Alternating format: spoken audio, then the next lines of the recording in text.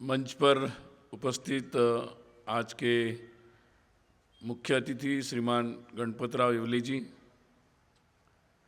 माननीय जिला संघचालक श्रीमान तुषारदेव पुजारी जी, माननीय तालुका संघचालक श्रीमान लक्ष्मणराव जी, माननीय नगर संघचालक एडवोकेट रविंद्र भागवत जी, यहाँ उपस्थित शहर के सभी गणमान्य नागरिक बंधु भगिनी तथा उपस्थित स्वयंसेवक बंधु, आप सभी को गत दिनों हुए नवरात्रि और विजयादशमी के पर्व की आप सभी को शुभकामनाएं।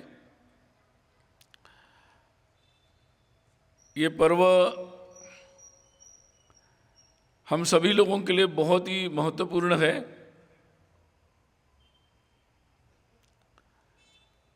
स्वाभाविक है कि ये परंपरा से एक साधना का, व्रत का एक धार्मिक उत्सव है, परंतु इस उत्सव का नाम विजयादशमी भी है। और ये हमारी शक्ति साधना की परंपरा का एक महत्वपूर्ण पर्व है। हमारे जीवन में शक्ति के महत्व और उसकी साधना का महत्व बहुत अधिक है, और हमारे पूर्वजों से ही ये शक्ति की साधना भारत में चलती आ रही है।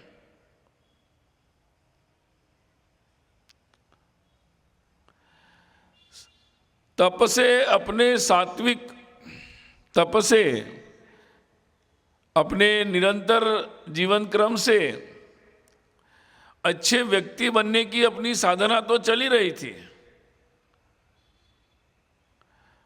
परंतु जैसे कहा गया कि परित्राणाय साधूनाम विनाशाय च दुष्कृताम, जैसे व्यक्ति को सज्जन होना चाहिए, सज्जन की रक्षा करनी चाहिए, सज्जन की सेवा करनी चाहिए, परंतु ये बात पूर्ण नहीं होती,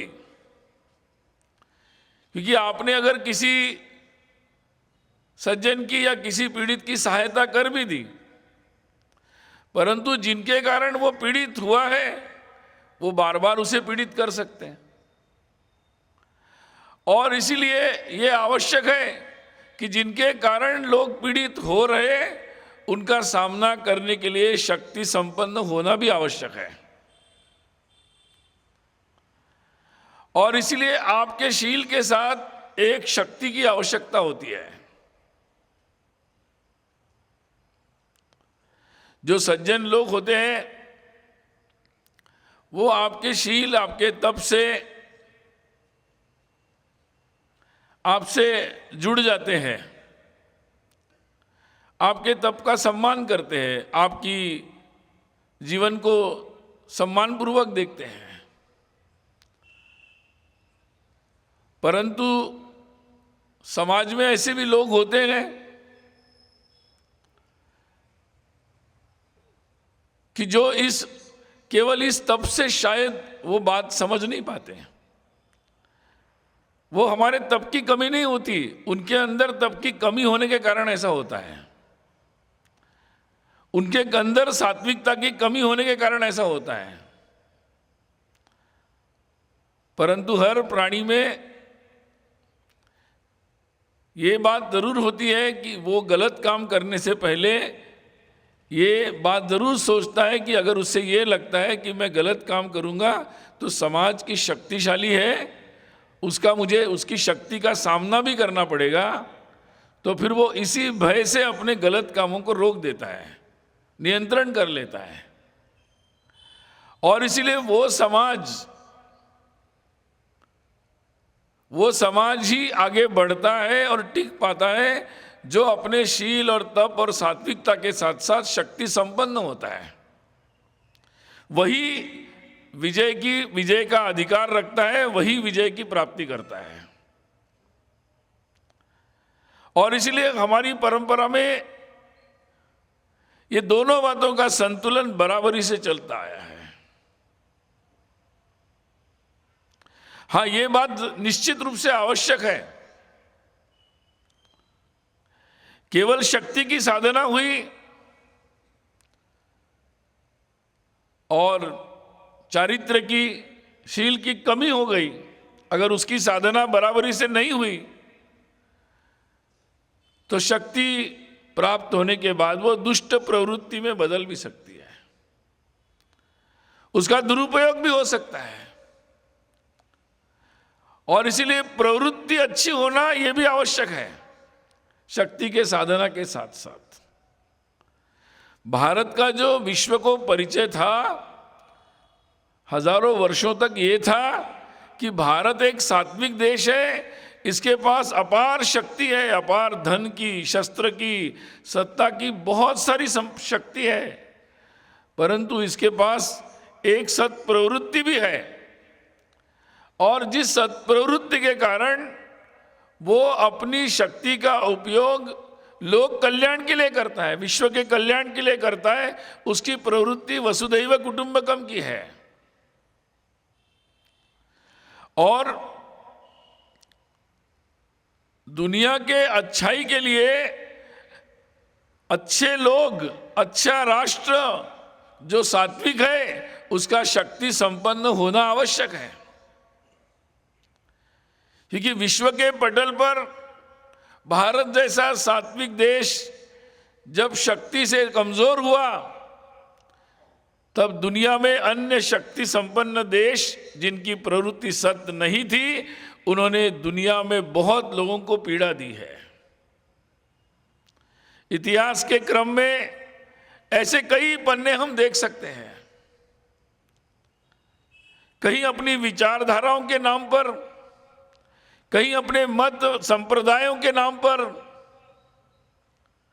पूरे विश्व में इसका इतिहास हम पिछले कई वर्षों में देख सकते हैं। भारत भी उनका पीड़ित रहा है। और इसलिए भारत के लिए, इस राष्ट्र के लिए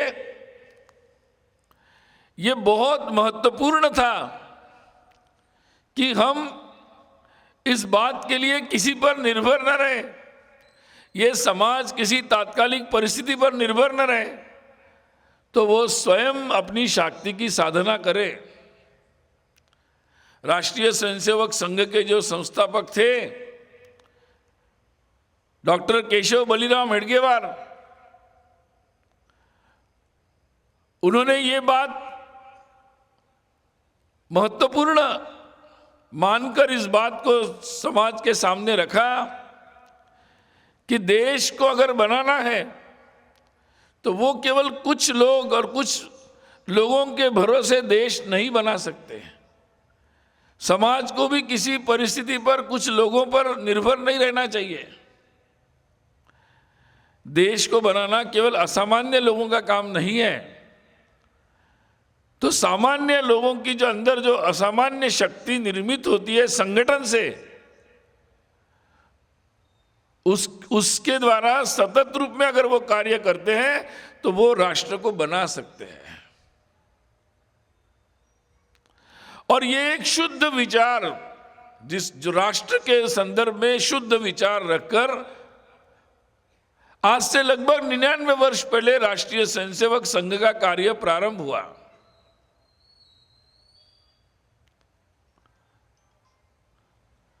संघ के संस्थापक डॉक्टर हेडगेवार जी उस समय के स्वाधीनता आंदोलन में के प्रखर सेनानी थे।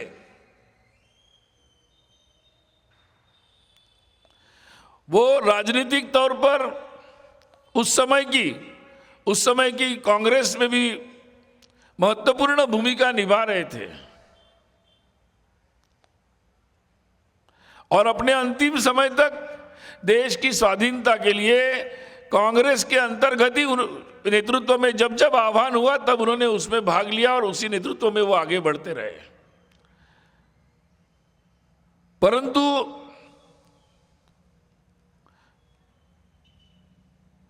पूरे समाज को, समस्त समाज को राष्ट्र के निर्माण के कार्य में सहभागी होना चाहिए और उसके लिए स्वयं को, स्वयं के परिवार को और समस्त राष्ट्र को इस तरीके से इसके लिए तैयार होना चाहिए। ये उनका विचार था और ये केवल उनका विचार नहीं रहा, तो उन्होंने उसके लिए एक पद्धति बनाई, एक दिशा बनी और उसी एक राष्ट्र के साधना का, निरंतर साधना का नाम ही राष्ट्रीय स्वयंसेवक संघ है।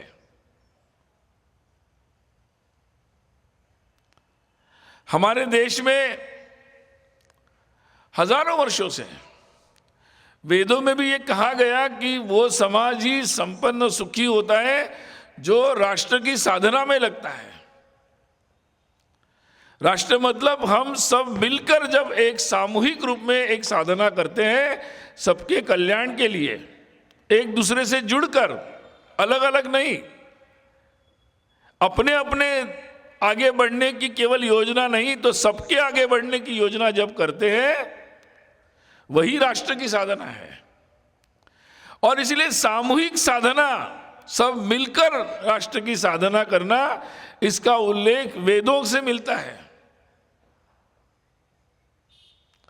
हजारों वर्षों तक हमारे राष्ट्र में हमारे पूर्वजों ने इसी आधार पर एक राष्ट्र जीवन की साधना की।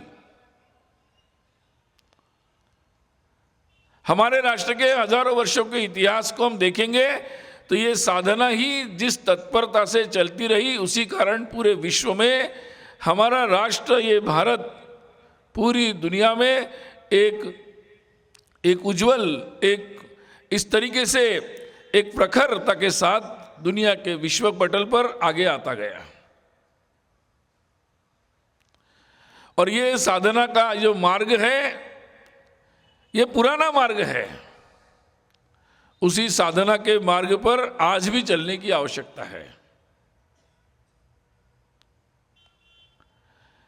इसी मान्यता के साथ कि जिसमें हम कहीं ना कहीं एक दूसरे से जुड़े हैं, हमें एक कोई ना कोई समान तत्व है, इसी आधार पर सबको अपना मानकर कोई ना कोई अपनत्व का भाव, अपनत्व का तत्व हर एक में देखकर सबको जोड़ते हुए, सबके कल्याण की चिंता करते हुए चलने की संस्कृति यानी हमारी हिंदू संस्कृति है। हिंदुत्व का भाव तत्व वही है। और आज उस तत्व को और ज्यादा सशक्त करने की आवश्यकता है।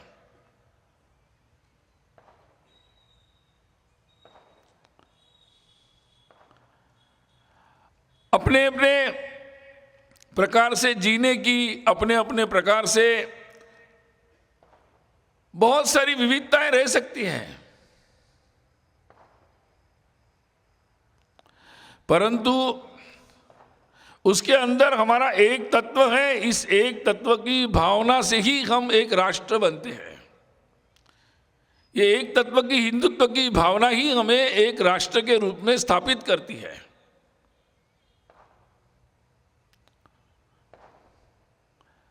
और इसीलिए जो लोग भारत का विरोध करना चाहते हैं, वो लोग केवल भारत का विरोध नहीं करते, वो हिंदुत्व का भी विरोध करते हैं। और इस भारत और हिंदुत्व की बात करने वाले संघ का भी विरोध करते हुए दिखते हैं। और इसलिए ऐसे तत्वों को पूरे समाज को समझने की आवश्यकता है। इस बात पर समाज को गंभीर रूप से चिंतन करने की आवश्यकता है।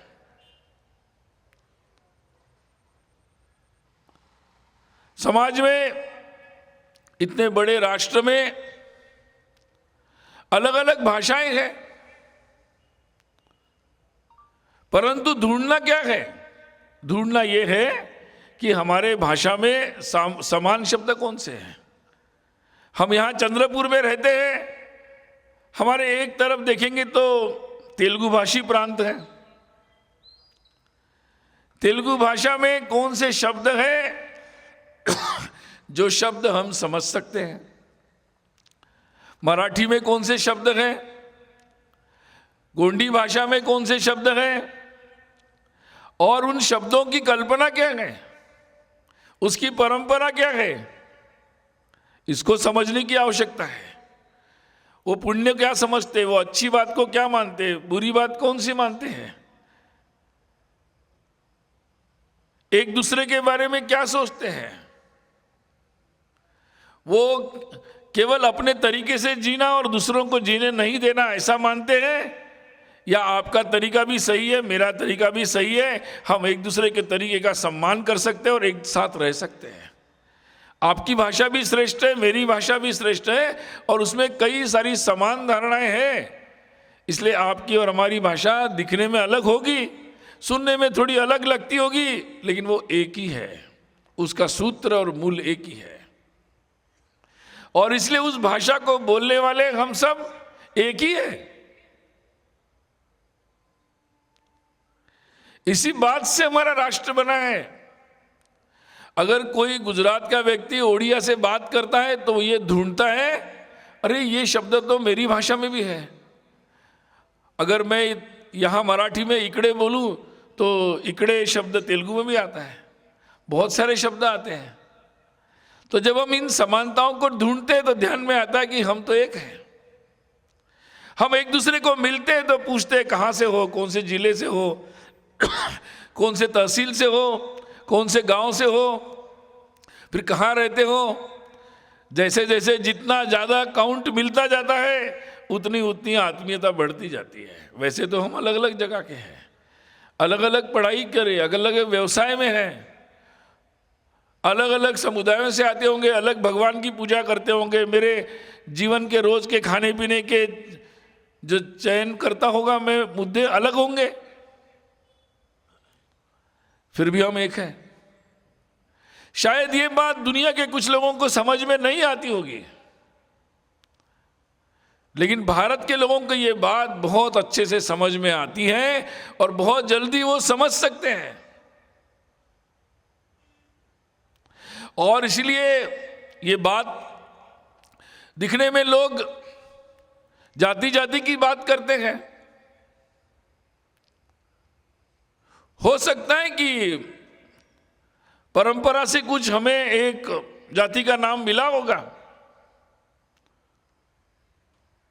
परंतु हम एक ही प्रदेश में रहते हैं, एक ही गांव में रहते हैं, एक ही परिस्थिति में रहते हैं, समान रूप से अपने ईश्वर की आराधना करते हैं, समान रूप से उसी की पूजा करते हैं, समान भावों से जीते हैं, समान परिस्थिति का भी सामना करते हैं। तो हमारे सुख दुख, हमारे हित अहित, हमारे मित्र शत्रु सब एक है।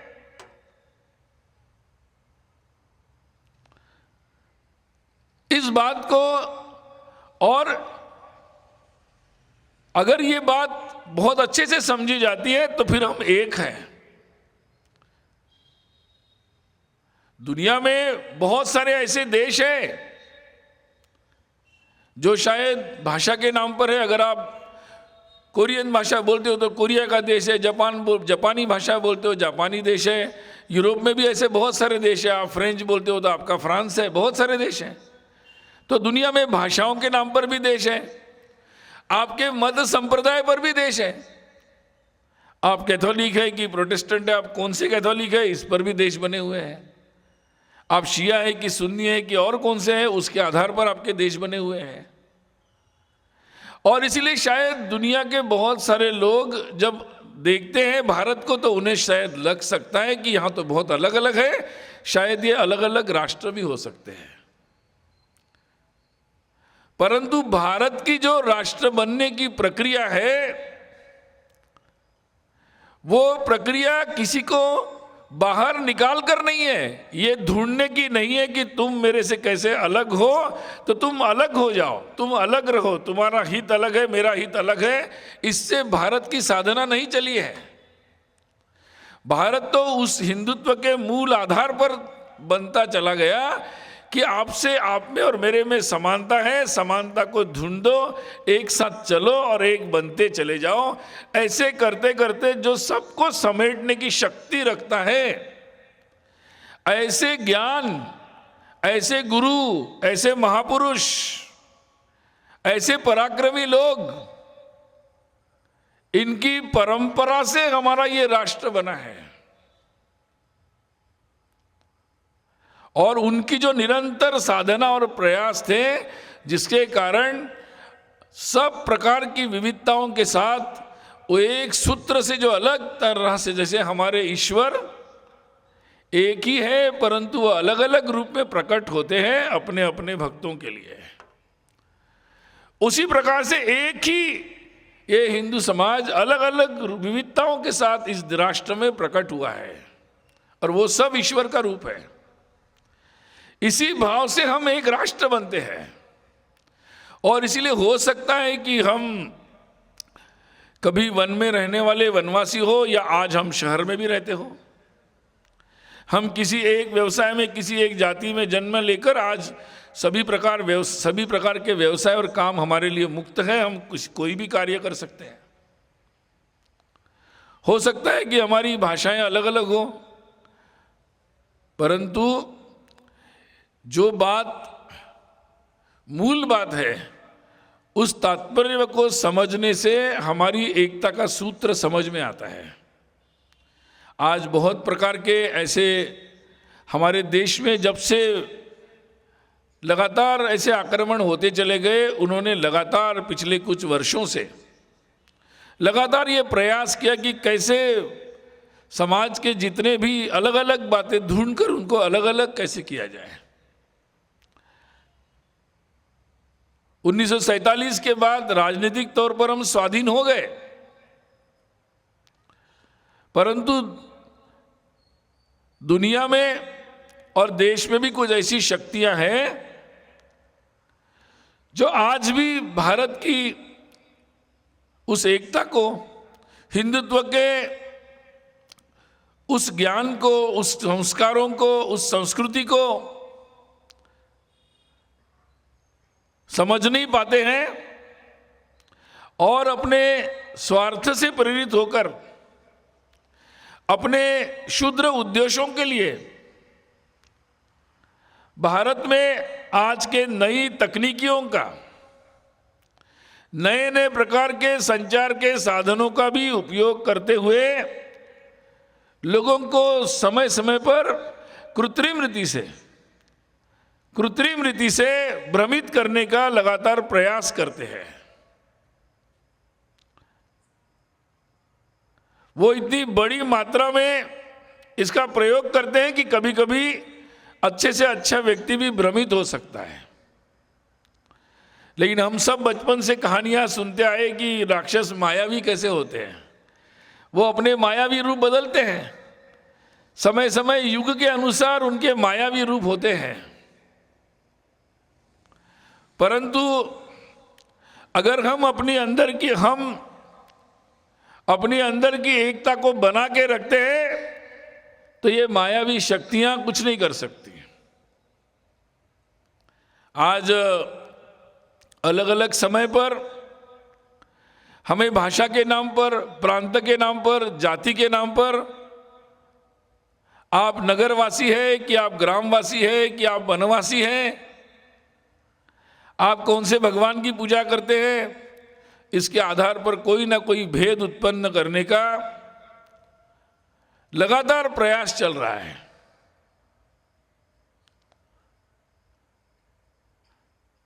हम सब जानते हैं, हमारा समाज तो इस समाज की एकता के लिए जिन्होंने कार्य किया, इनका सतत गौरव करते आया है।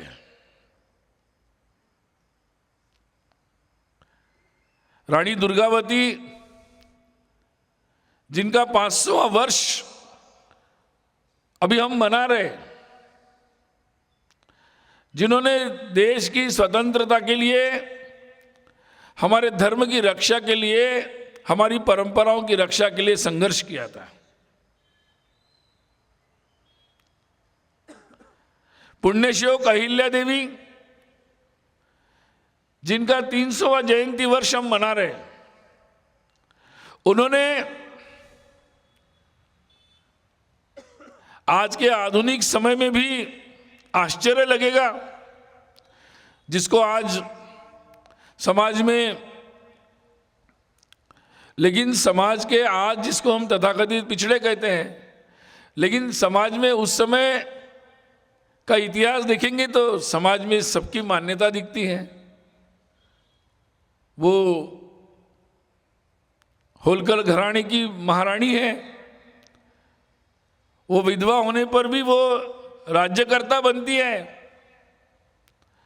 और केवल उत्तम प्रशासक के नाते तो वो अच्छा काम करती है, परंतु तत्कालीन परिस्थिति में आवश्यक अपने समाज को, अपने राज्य को मजबूत करने का कार्य भी करती है। और साथ में उनकी सोच केवल अपने राज्य तक, अपने राज्य को टिकाने तक सीमित नहीं है। विदेशी आक्रांताओं के कारण हमारे देश, हमारी संस्कृति और हमारी एकता के जितने प्रतीक हैं, जिन प्रतीकों पर कहीं ना कहीं आक्रमण हुआ और उन प्रतीकों को नष्ट करने के प्रयास हुए हैं, उनको पुनर्स्थापित करने का प्रयास करती है।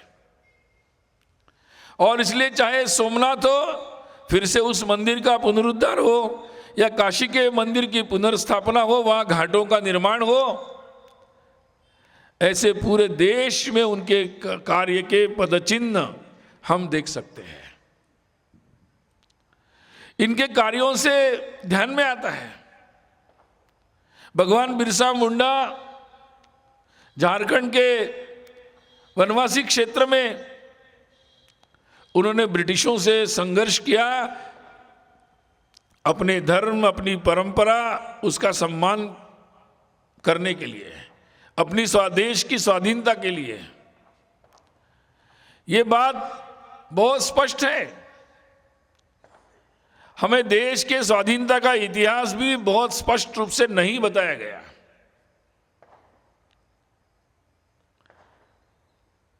देश की स्वाधीनता हमें कुछ लोगों के कारण नहीं मिली। एक लंबी संघर्ष गाथा है देश के हर कोने की। हर कोने में हर जाति, समुदाय, हर वर्ग, सभी प्रकार के लोग। इसलिए हम देख सकते हैं कि रानी दुर्गावती, भगवान बिरसा मुंडा से लेकर तमिलनाडु से कश्मीर से कन्याकुमारी, मणिपुर से लेकर गुजरात तक, हर जगह हर तरीके का संघर्ष हो रहा था सतत। और इतने हर प्रकार से ये संघर्ष था। उसके बाद हमें देश को राजनीतिक तौर पर स्वाधीनता मिली। और इसलिए आज उन सारे प्रतीकों का सम्मान होना आवश्यक है। वो सारे प्रतीक जो हमारी इस धर्म संस्कृति को ऊंचा रखते हैं, उसके लिए वो संघर्ष किए हैं, या उनको ऊंचा रखने में उनका योगदान हो। ऐसे व्यक्तित्व हो सकते हैं, ऐसे स्थान हैं। आज अगर कुंभ होता है जहां सारा हिंदू समाज अपनी जाति के भेद भूलकर एकत्रित होता है, तो ऐसे प्रतीकों का सम्मान और उनकी अधिक से अधिक उसकी स्थापना होना आवश्यक है। ऐसे हमारे त्योहार, जिन पर भी आजकल प्रश्न चिन्ह उठाए जाते हैं, कभी दीपावली पर, कभी होली पर, ये भी वही तरीके हैं। परंतु ये वो त्योहार है, वो हमारे समाज में सौहार्द बनाते हैं। हमारे समाज में सारे भेदों से मुक्त होकर हमारे समाज की एक समान बात है ये, कि जिसमें हम सब भेद भूलकर सब लोग उसमें शामिल होते हैं, सब मनाते हैं। जिसमें हम समान हो जाते हैं, जिसमें हम एक हो जाते हैं। चाहे ऐसी भाषाएं हो, क्योंकि अगर हम एक संस्कृत को लेते हैं तो सभी भाषाएं किसी ना किसी तरीके से संस्कृत से जुड़ती है। और इसलिए वो भाषाएं वो बहनें हो जाती है, सिस्टर लैंग्वेजेस, और उनको बोलने वाले एक दूसरे के रिश्तेदार हो जाते हैं। और इसीलिए जो आक्रमण करना चाहते वो हमारी भाषाओं पर आक्रमण करते हैं। वो कभी संस्कृत का विरोध करते हैं, कभी हिंदी का विरोध करते हैं, कभी हमारी भाषाओं में आधुनिक विज्ञान पढ़ाया नहीं जा सकता ऐसे कहते हैं।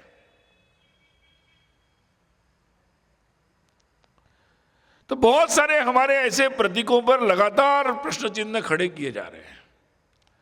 हमारी परिवार व्यवस्था, हमारी विवाह व्यवस्था, हमारे रिश्ते, इन पर भी प्रश्न चिन्ह खड़े करने का कुछ प्रयास कर रहे, भ्रमित करने का प्रयास किया जा रहा है। और इसलिए आज समाज के लिए बहुत आवश्यक है कि हम सब मिलकर अपने जाति जाति के भेद भूलकर एक समृद्ध समाज के लिए सारा समाज प्रयास करे। हमारे परिवार से, हमारी संस्थाओं से, हमारे शैक्षिक परिसरों से, सामाजिक संस्थाओं से, मठ मंदिर, जितने भी हमारे पास साधन है, उनके द्वारा ये समरस होने का प्रयास किया जाए। हमारे व्यक्तिगत जीवन में भी इसका प्रयास किया जाए। हमारे देश राष्ट्र के लिए ये प्राथमिकता के विषय है। हमारी परिवार व्यवस्था पर क्योंकि जिससे हमारे जीवन में मूल्य आते हैं, एक अच्छे समाज का निर्माण होता है। जो समाज एक सात्विकता के साथ आगे बढ़ता है, जिसमें महिलाओं का सम्मान होता है, जिसमें बड़ों का आदर होता है, एक दूसरे की सुख दुख की चिंता होती है, ऐसे मूल्यों का जहाँ से निरूपण होता है, वो हमारी परिवार और हमारे रिश्ते, इन पर भी इनको सुरक्षित रखना, इनको और ज़्यादा आगे बढ़ाना आवश्यक है। और ये पहल भी पूरे समाज के द्वारा, हर परिवार के द्वारा होना आवश्यक है। और इसी से पूरी दुनिया में ये विषय जो है, ये पूरी दुनिया के लिए, विश्व के सामने, बड़े बड़े देशों के सामने जो प्रश्न है उसमें उपयोगी है। हमारी पुराने से पुराना योग आज पूरी दुनिया में शांति के काम आ रहा है। आधुनिक से आधुनिक युग में आज भी, और विकसित से विकसित, सबसे धनवान देशों के भी और गरीब से गरीब देशों के भी एक काम आ रहा है। तो हमारे पास वो पूंजी है, वो ज्ञान है, वो परंपरा है, वो सुरक्षित रखा है हमने। हमारी वो परिवार व्यवस्था भी हमारी ऐसी धरोहर है। पूरा विश्व अपने मन स्वास्थ्य, सामाजिक स्वास्थ्य और परिवार में मूल्यों की साधना, पति पत्नी, बच्चों, उनके आपस में और उनके समाज के साथ संबंधों को पुनर्स्थापित करने के लिए हमारी इस व्यवस्था की तरफ देख रहा है। और इसलिए ये सारे कार्य करना भी राष्ट्रीय कार्य है। ये देश की सेवा है, ये समाज की सेवा है, ये धर्म का कार्य है।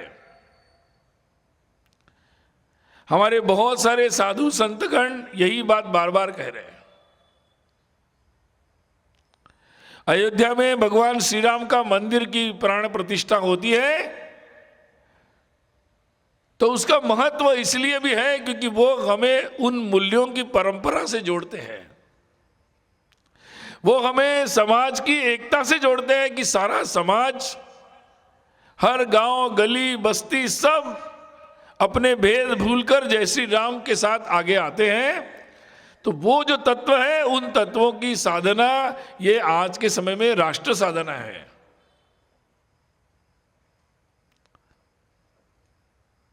और इसलिए उन तत्वों के साथ अपना ये कार्य आगे ले जाने की आवश्यकता है। पूरी दुनिया में ये चिंतन हो रहा है कि पिछले 400-500 वर्षों में नए नए प्रकार के विज्ञान के अनुसंधान के बाद नई नई तकनीकी का विकास हुआ। नई नई तकनीकी आई, बाजारों के आधार पर आई, और उन नई तकनीकी के आधार पर दुनिया, विश्व के कई सारे सभ्यताओं ने, देशों ने अपने अपने सांस्कृतिक जीवन को किसी न किसी तरीके से समझौता किया, अपने जीवन में बदलाव करते चले गए। जैसी तकनीकी आई उसके अनुसार अपने जीवन को ढालने का प्रयास किया, परंतु ये ध्यान में आ रहा है कि तकनीकी और बाजारों की दिशा में अगर केवल उनके आधार पर ही हम अपने संस्कृति और सभ्यताओं को बनाते जाएंगे तो समस्याएं आएगी।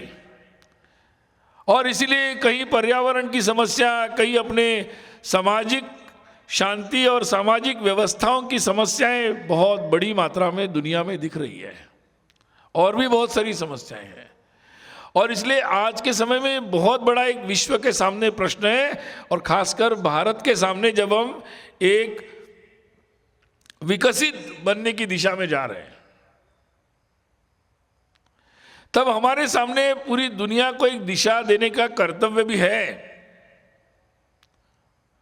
कि केवल हमें आर्थिक दृष्टि से संपन्न नहीं होना है, तो ऐसा समाज जो अपनी संपन्नता का उपयोग के संपन्नता के साथ साथ अपने चरित्र को, अपने जीवन को संस्कृति के साथ बांध कर रखता है, ताकि हमारी संपन्नता से लोगों का शोषण न हो, पूरे विश्व का भला हो। और इसलिए तकनीकी हमारी संस्कृति को तय नहीं करेगी, हमारी संस्कृति के अनुसार हम तकनीकी का चयन भी कर सकते हैं और उसके अनुसार आवश्यक तकनीकी बना भी सकते हैं। ये हमारे आगामी भविष्य की दिशा होनी पड़ेगी, और वो जो दिशा बनेगी, उसका जो उदाहरण बनेगा, वो विश्व के लिए भी अनुकरणीय बनेगा। जैसा कि हजारों वर्ष तक था, तो आज पुनः जो जिम्मेदारी हमारे पास आई है, और इसलिए इस भारत का मजबूती के साथ खड़े होना, हिंदू समाज का मजबूती के साथ खड़ा होना, ये आज समय की आवश्यकता है। और इसलिए अप्रत्यक्ष रूप से हमारी संस्कृति पर कोई आक्रमण हो रहा हो तो उसको समझने की आवश्यकता है, उसके सामने खड़े होने की आवश्यकता है, जागरूक होने की आवश्यकता है। जहां कहीं प्रत्यक्ष आक्रमण होता हो, वहां भी मजबूती के साथ खड़े होने की आवश्यकता है। हमारे देश में भी ऐसी शक्तियां हैं, विश्व में भी ऐसी शक्तियां हैं जो अपने आतंक के नाम पर, अपने अलगाव के नाम पर बहुत सारे देशों को पीड़ित कर रही है। हमारे पड़ोस के देशों में भी ऐसी घटनाएं हो रही है आए दिन, और इसलिए पूरे हिंदू समाज को वो सब अपने हैं ये मानकर उनके साथ संपूर्ण शक्ति के साथ खड़ा होना आवश्यक है। भारत पर किसी भी तरीके से उसकी एकता, अखंडता, एकात्मता, उसकी सुरक्षा, इस पर किसी भी प्रकार का आक्रमण, प्रत्यक्ष या अप्रत्यक्ष, उसको मेरे स्वयं पर हुआ हुआ आक्रमण मानकर हर व्यक्ति को, हर समाज को अपने भेद भूलकर जो हमें अलग अलग समय पर भ्रमित करने का प्रयास करते हैं, उनके झांसे में न आते हुए संपूर्ण समाज को अपनी एकता का प्रदर्शन करने की आवश्यकता है, ताकि समाज का किसी को भी नेतृत्व करना है तो ये समझ जाए कि अगर मुझे हिंदू समाज इस भारत में नेतृत्व करना है तो मुझे भारत के श्रेष्ठता की, इस धर्म, संस्कृति, हिंदुत्व के एकता की बात करनी होगी। ऐसा एक दृश्य समाज में उत्पन्न करने की आवश्यकता है। आज इस बात के लिए जो लोग भी, आजकल एक बात भी आती है, बहुत सारे इंटरनेट के साधन आए हैं, उसके माध्यम से भी बहुत सारी सामग्री सीधे हमारे तक पहुंच जाती है, बच्चों तक भी पहुंच जाती है। और इसलिए ये हमारे संस्कारों की जो साधना हमारे हर परिवार में अपने बच्चों के लिए चल रही होती है, उसमें बहुत बड़ी बाधाएं उत्पन्न कर रही है। अनचाहे अनजाने में कहीं ना कहीं एक गलत दिशा, गलत संस्कार का परिचय, गलत बातों का परिचय बच्चों के जीवन में हो जाता है। और इसीलिए पूरी दुनिया में बहुत सारे देश इसकी चिंता में है। बहुत सारे देशों ने इस पर अलग अलग तरीके से नियंत्रण की व्यवस्थाएं बनाई हैं और बनाने का विचार कर रहे हैं। हम जो साधना करना चाहते हैं अपने हर परिवार में अपने बच्चों को अच्छे से संस्कार देने की, उसके लिए निश्चित रूप से बाधक हो रहा है। इसलिए नई तकनीकी का स्वागत है, नई तकनीकी का उपयोग निश्चित करना चाहिए, परंतु निश्चित रूप से तकनीकी हमारे जीवन और हमारे संस्कृति को तय नहीं कर सकती। हम अपने संस्कृति और अपनी आवश्यकता के अनुसार तकनीकी का उपयोग करेंगे। ये जो मनुष्य के नाते, एक सभ्य व्यक्ति के नाते, एक सुसंस्कृत व्यक्ति के नाते उसके ऊपर अपना नेतृत्व स्थापित करने की आवश्यकता है।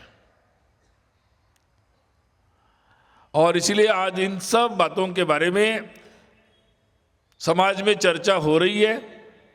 आने वाले समय में संघ के 100 वर्ष हो रहे हैं। 2025 अगली विजयादशमी जब आएगी तो संघ के इस कार्य को, इसी दिशा में पूरे समाज को संगठित करने का ये कार्य है। और संगठित समाज के द्वारा राष्ट्र के निर्माण का ये कार्य है। उस दृष्टि से पूरे समाज में पंच परिवर्तन का आह्वान संघ के द्वारा किया गया है। सामाजिक समरसता के लिए समाज के सभी लोगों को अपने परिवार से लेकर अपने संस्थाओं के माध्यम से सामने आने की आवश्यकता है। अपने परिवार की जो व्यवस्था है, कुटुंब की व्यवस्था है, उसमें एक ठोस पहल करने की जरूरत है। उसके लिए भी एक व्यापक सामाजिक अभियान की आवश्यकता है। पर्यावरण के मुद्दे पर अपने व्यक्तिगत जीवन से लेकर सार्वजनिक जीवन में अपनी जीवन शैली में परिवर्तन की आवश्यकता है। हमारे नित्य की उपयोग की बातों में पर्यावरण के अनुकूल बातों को करना, इसका व्रत आवश्यक है। और स्वाधीनता के बाद स्वतंत्रता, तो हमारे जीवन के जितने भी कार्य हैं, स्वभाषा, स्वदेशी, स्वभूषा, स्वतंत्रता, बहुत सारे ऐसे हर जीवन के हर पहलू में अपने उस स्व के स्वाभिमान के साथ अपने जीवन की रचना आवश्यक है। और संविधान के, भारतीय संविधान के 75 वर्ष अभी चल रहे हैं, 75वां वर्ष चल रहा है। तो अधिकारों की बात तो बहुत हुई। अधिकार आवश्यक है, निश्चित है, संविधान ने हमें दिए हैं, परंतु नागरिक कर्तव्यों का स्मरण भी आवश्यक है। हमारे व्यक्तिगत जीवन, हमारे परिवार के जीवन के अच्छे सुसंस्कृत होने के साथ साथ हमारा जो नागरिक जीवन है, सार्वजनिक जीवन है, उसमें भी शुचिता, अनुशासन, एक दूसरे के लिए सहायता और चिंता करना, कानून का पालन करना, ऐसी बहुत बातों की आवश्यकता है। और इसलिए एक व्यापक सामाजिक अभियान, सामाजिक परिवर्तन के अभियान के रूप में पूरे समाज के साथ जुड़कर, समाज की विभिन्न संस्थाओं के साथ जुड़कर उनके नेतृत्व में स्वयंसेवक इन कार्यों को आगे ले जाने का संकल्प ले रहे हैं। पूरे समाज का सहभाग, समर्थन इस कार्य में अपेक्षित है। और इसी सब मिलकर हम अपने समाज को एक सुदृढ़, एक सुसंस्कृत, एक सभ्य समाज के रूप में आगे स्थापित करने का संकल्प लेना है। ये कार्य, संघ का कार्य समाज के लिए है। और समाज सक्षम हो, समाज की हर संस्थाएं जो अच्छा कार्य कर रही है वो मजबूत हो, वो नेतृत्व संभाले, और सब मिलकर ये राष्ट्र जिसकी हम कल्पना करते कि हमारे लिए सर्वस्व है, वो राष्ट्र उस एक उज्जवल स्थान पर, एक गौरव के स्थान पर स्थापित हो। इसी एक संकल्प के साथ हम आगे बढ़े, यही विजयादशमी का संकल्प हो। पुनः एक बार इस संकल्प की पूर्ति के लिए सबको शुभकामना।